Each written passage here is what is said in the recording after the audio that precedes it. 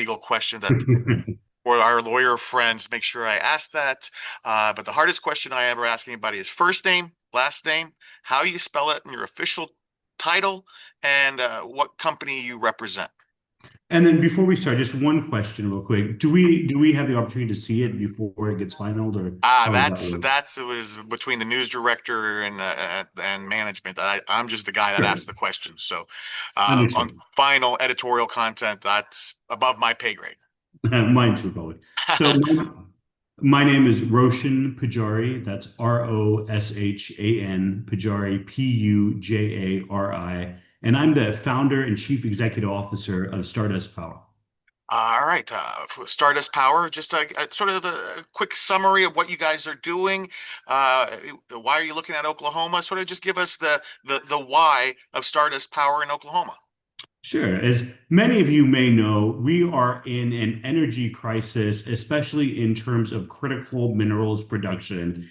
Foreign entities of concern, such as China, especially China, dominate the supply chain, creating a national security quagmire for the United States. So it's a priority that we onshore production of these critical minerals, such as lithium, which is a very important metal for batteries and this new generation of batteries. So at Stardust Power, we're seeking to solve that gap in the supply chain by focusing on processing capacity. So we're building one of, if not the largest lithium refineries in Muskogee, Oklahoma, close to Port Muskogee and Southside Industrial Park.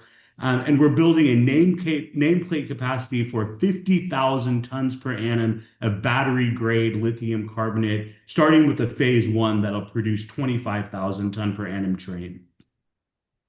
And what kind of I guess financial impact? I mean, to start. I mean, because this is coming from the ground up. You guys are literally building a plant from scratch here in Muskogee, correct? That's right. We are. We're building one of the most sustainable type facilities of its kind. The impact on the larger community will be substantial in a very positive way. First of all, at full capacity, we'll be employing hundreds of jobs, and these include high-paying engineering jobs and others that really can be a benefit to the community at large. We've been very ingratiating into the community, working with local community groups, being active in the community to really be a strong community partner. And we see this, along with other steps, as securing Oklahoma's and the United States energy leadership. We love Oklahoma because as a legacy energy producer, they really understand what's going on, a strong government that is really there to help business, and a really solid, skilled, and trained workforce, with a lot of oil and gas engineers that can be easily adapted. So Oklahoma has been a great, great home for us. And behind the scenes, how did you guys select? I mean, of all the places in the world you guys could have built your company, why Oklahoma? Well, first of all, to be fully transparent, I am an Okie. Although I was born in the city, I grew up in Oklahoma. Both my daughters were born there. My parents moved there when I was very young. So, bringing these jobs to Oklahoma was really an exciting process. I know how strong that workforce is there. But Oklahoma provides a lot of advantages. I already mentioned that the government there. Governor Stitt has been super active and helpful. We've seen Oklahoma Department of Commerce has given us an illustration of an incentive package up to $257 million. Oklahoma has a great strategic positioning, being in the center of the country, so we can source feedstock and other supplies from anywhere in the Americas. There's a burgeoning industrial metals corridor that's happening there with other companies. So we like that. A strong workforce. There's plenty of power on the grid. And our site, we're really excited about. It's an excellent site, already connected to multimodal logistics, including major highway, major rail, and the largest inland waterway system. So Oklahoma, I say again, has been a great home for us. Good deal. So all the work we've been doing is finally paying off, it sounds like. I think so, and we're grateful for it. Awesome. For people, when you're moving into a bigger, from a smaller community, sometimes people have questions. And I think some of the people may go, okay, uh, big refinery, you're going to be doing this, but I mean, you guys are going to be state of the art. But there's some people that may be like worried of what is this going to mean to our neighborhoods or schools, environmental impacts. What can you tell Okies? I mean, since you're an Okie yourself, I mean, what's should people be worried? I mean, because I mean, sometimes people I think get scared when they hear things they don't understand. Sure. Sustainability is built into each step of our process. And, it's a priority for us because we are a member of the community. So I can start with the sourcing of our feedstock. We're sourcing it from brines, akin to oil and gas brines, which have a smaller environmental footprint. And happy to say that we're not a water drain. We expect to fill up our tanks the first time and then recycle our brine feedstock. So we're not drawing upon municipal water sources. Coupled with that closed loop system, we've added zero liquid discharge technology so we won't create a water discharge. In fact, our largely our byproduct is salt in the form of a road salt, which can be used by local communities. Really efficient from water. Also, is that we're not creating a lot of air emissions. Our production lines are largely all electric, except for a couple of natural gas boilers, which are also very clean. So limited emission for that. We've been working hand in hand with the regulator in Oklahoma, the DEQ, and really showcasing our innovation and design. So, all in all, we're building something that is very sustainable with very limited emissions, if any at all, that will could impact the neighboring community. And another thing, as I can say, we're always happy to engage with the community. You might see our managing director, John Reisenberg. He's often there in Muskogee. There's information, FAQs on our website that are available. So we're always happy to provide answers and be transparent about our process. Good deal. I mean, because that's, I think, especially, I mean, depending on the way the wind blows, the particulate matters. I mean, that's something a family or, people in school districts, all that. I mean, what kind of compounds could possibly, are there any compounds that are going to be released or any kind of smells? Because I know, like, here in West Tulsa, where Channel 8 is, we have the oil refinery, and every once in a while, they just release some kind of smell, and it's like, oh God, it smells. I mean, those kind of quality of life issues. Is there anything that people should be worried about?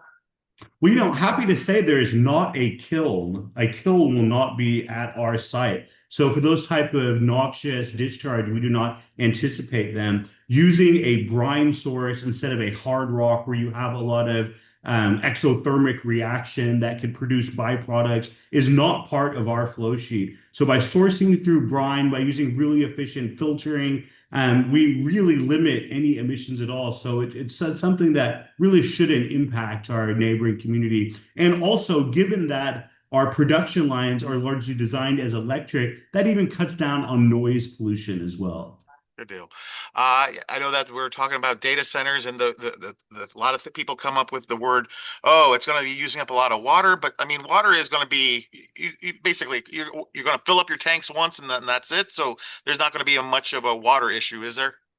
That is our design, that we'll fill up our tanks, recycle our water, in the worst case scenario, we might have to draw in increment amounts, but really designed not to be a drain on municipal water systems. Now we're super grateful that Muskogee has a lot of water, but we're all about recycling our brine feedstock, and in some instances, we may have extra water. We recognize that water is a tremendous resource, and we try to be a steward of our own water. Good deal. So I mean, for people that have like rural communities that have their own watershed, they got their own wells and stuff. There's not going to be any concerns about anything getting into the watershed or the aquifer or anything like that. Correct. So that is not a primary concern of ours. In fact, we're not doing extractive industries at our facility in Muskogee. Muskogee, excuse me. We're not drilling, we're not extracting, and we're just doing the conversion of a lithium chloride to a lithium carbonate, which is a very well-known process. We're using all proven and established technology to effectuate a very understood process of conversion. Good deal. I know, like here by the refineries, they build around all the tanks, like dikes and dams, in case something should break open. I mean, what kind of for prevention of like safety will be for leaks or runoff or spills, from the brine tanks that it doesn't somehow get out there. You guys are gonna have everything dammed off, or like safety protocols and all that. Yeah, we're going to institute a best-in-class health and human safety protocol. Our team leaders, such as Chris Solano, our Chief Operating Officer, Randall Harris, our Project Director, that is their background in putting in best-in-class protocols for that. And we're working hand in hand with the government, the regulator, to make sure that our protocols are robust. Because after all, we are a member of the community, and we want to be very protective of that. Good deal. For moms out there, I mean, the once again, the word lithium, I think, scares people because they don't know what they're talking about, especially for energy storage. But uh, are there going to be any kind of big, like, bulk hazardous chemicals on site that we have to worry about? Because you see the world, and sometimes you see on the news some of these big plants, and something bad happens, and you see these big fires. I mean, for those moms out there that maybe like Google too much or watch too much internet, I mean, what kind of chemicals are going to be on property, and what's the hazardous levels of these chemicals in their raw form? Because just for the moms out there that may be worried if something should happen and smoke is in the sky, and what are we breathing? That kind of question. Sure. In the news, you've seen a lot about lithium batteries and fire hazards. And in New York, for example, we see a lot of stories of choke points where multiple charging of e-bikes are happening at non-registered location, and that does create a fire hazard. But our product is a battery-grade lithium carbonate in the form of a powder. We're not putting it into a battery or manufacturing the battery or charging these batteries, which could, often lead to the examples that I have given. So, our product is we don't have a very high fire risk, and we do have best in class protocols, and we have specific storage room that also minimize that danger but prevent particulate contamination as well. So, those type of fire incidences that you see with lithium ion batteries are not endemic to what we're building. We're building a lithium carbonate powder that goes into a battery. Okay. So that's a little less, but I mean, with the local not law enforcement, but with local fire departments, you'll have your own fire department on scene, obviously, or as fire suppression specialists. Uh, how are you going to work with the communities to make sure that the local firefighters are trained up, and, because there may be different technologies that they've never been exposed to for, fire mitigation and stuff like that? So fire suppression is an important issue and one that's built into not only our engineering plan, but our process and protocols moving forward. So we will be trained up on site and have the proper protocols, and we'll continue working with state and local officials on alleviating any concerns they might have, giving full transparency to the departments that need it. But as I said, those type of risks are a little bit lower and than what we're creating. Good deal. So that kind of report, I mean, if people want to go and like see all, they'll be available for people, Joe Blow to go, hey, I just want to see what the fire plan is, in case I live a couple of miles down from the plant and they're just worried or concerned, what should I do if something happens? Will they be able to reach out and find that sort of what the the plan of attack or whatever with, the environment, and just knowing what to do if in case something they look up and there's something going on? Yeah, we're working hand in hand with the DEQ on, anything that may be required from a public information, and to working with them on the best protocols. So we're happy to continue working with them and be transparent to the local community. Good deal. Like I said, I'm approaching this as Joe Blow American, if they're like, okay, great, there's jobs coming. But I know my wife's going to say, "Well, what are they putting in the air? Is like the chemicals that are going to be there? I mean, are there any health risks of exposure or anything that residents should be aware of? I mean, whereas I mean, obviously you're building state of the art, so everything's going to be the best of the brightest. But are there any kind of worries that moms out there should be worried about if they're soon to be pregnant and they hear lithium and heavy metals or that concern for people out there just on general health and safety risks of the chemicals used. Sure, and I reiterate that we do not have a kiln at our facility. We are not burning products and creating air emissions. We are not doing exothermic reactions. So all of those type of concerns can be put away. Basically, we're in a sense a clean water company where we're taking a lithium chloride and the byproduct is clean water plus a lithium carbonate. So, the type of facility we're producing is not what that might comes to mind when people think of refinery. It's a very clean, limited emission, no water discharge type facility. So, I think our neighbors can rest assured. But I encourage everyone to research and view the materials that we have as well. And I'm sure our paths will cross in the community, and we're always happy to answer Good questions. deal. Now, obviously, you've chosen a site that's over there by with the waterway system, so it's already an industrial site, correct? So, I mean, there's not too many churches, neighborhoods, schools. I mean, it's you're in a industrial area, so that people shouldn't have to be worrying about, I guess, inconveniences, with the school buses getting there and shipments coming in, and just for moving around the town. You guys are in an industrial complex, correct?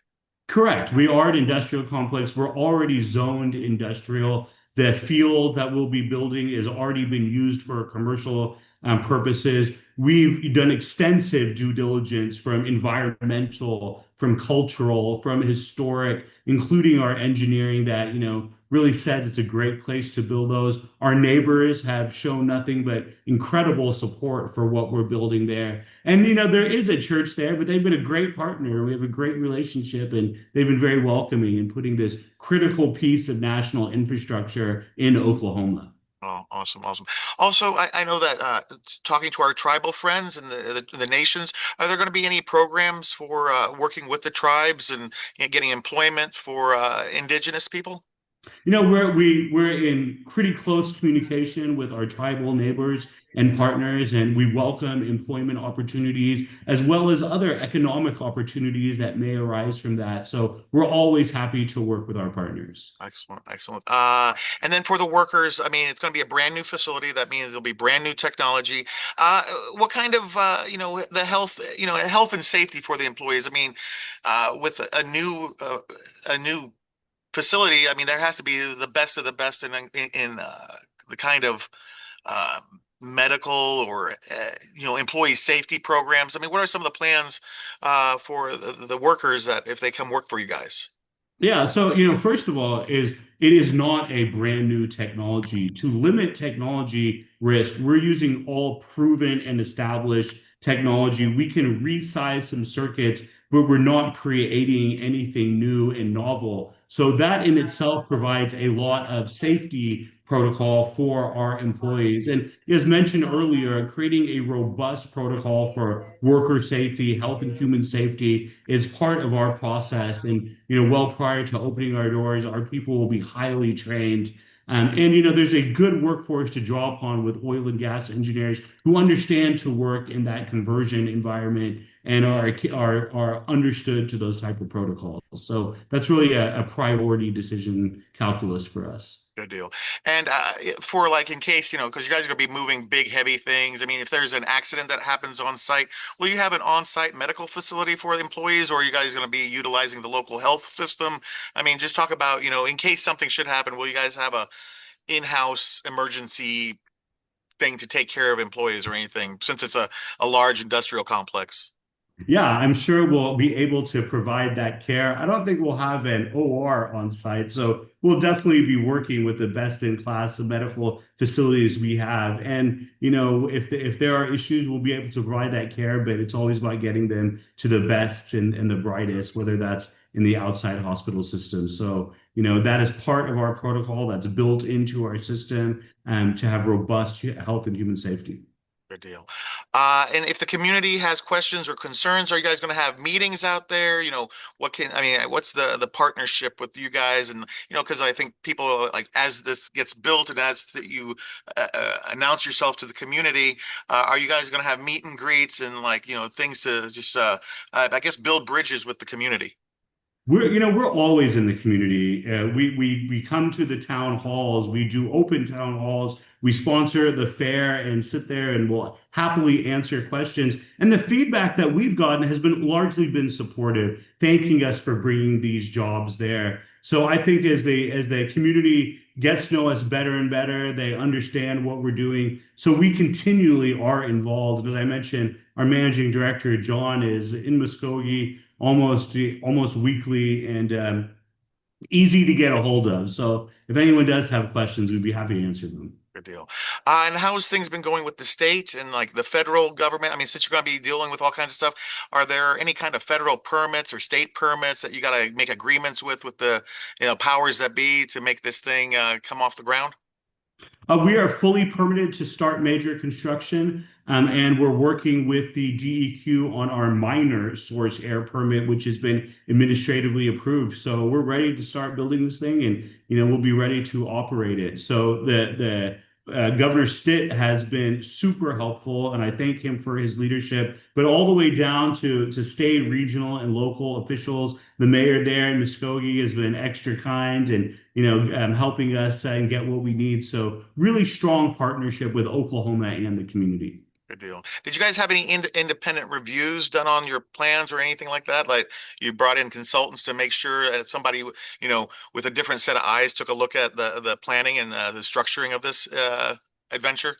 Sure. Just today we announced that Black& Veatch, a leading EPC firm, has concluded an independent review of our engineering and has largely come along the same principles, validating our design economics, our ramp up and commissioning, and nameplate capacity, among others. So they really viewed it as a low risk project. Which we were designed to be. So all of our engineering has been verified by a leading independent review.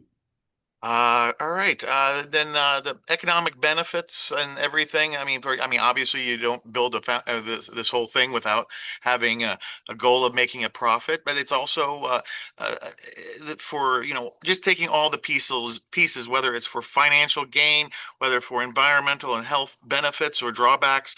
How do you balance all this to make sure that everybody at the end is a win-win for everybody, whether it's health, whether it's environment, whether it's for business, whether it's for America's superiority and getting back to being energy leading rather than energy following? How do you balance the whole big picture?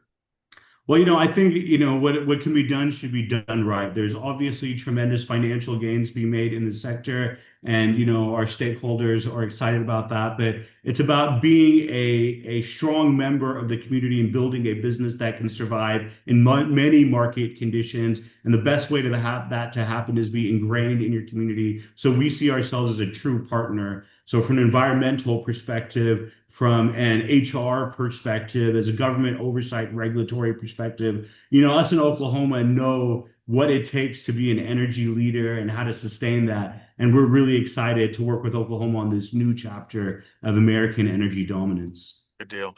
And lastly, what are some of the promises you can make to the residents there in Muskogee about this project moving forward? What are some of the positives? What are some of the guarantees that we're not going to do this to hurt anybody? This is sort of your chance to convince the residents there of the promises of an Okie to other Okies.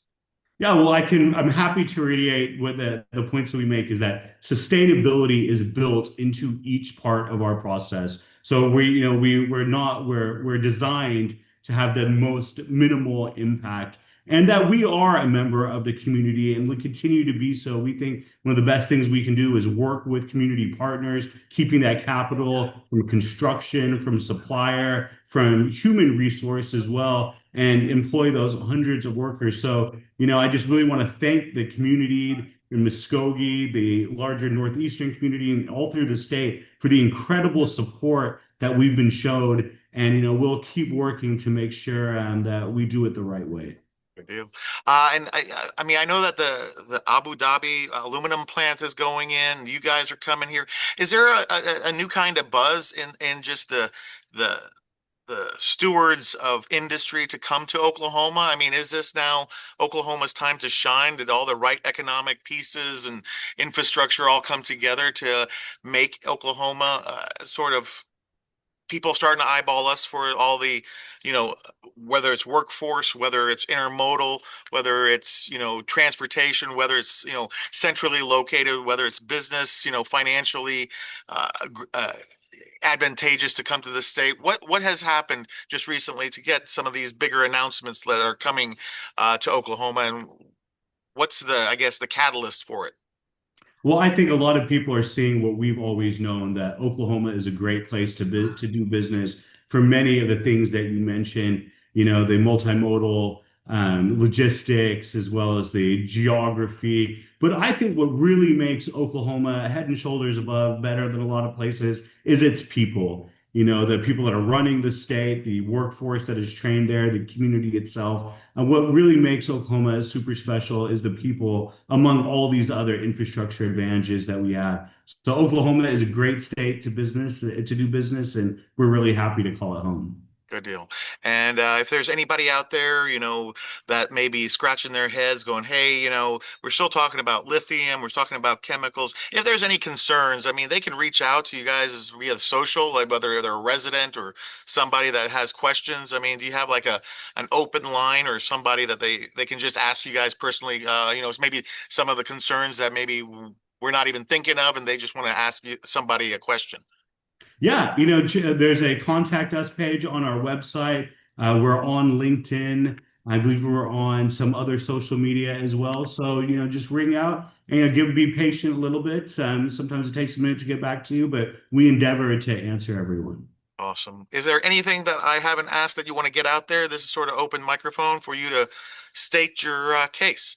No, I appreciate the time, and we're really excited to be in Oklahoma and enter this new chapter of energy leadership. So, I think what I can just say is thank you so much for the overwhelming support that we have received, and it really is meaningful to us. And I'm excited to cut the ribbons on this brand new facility.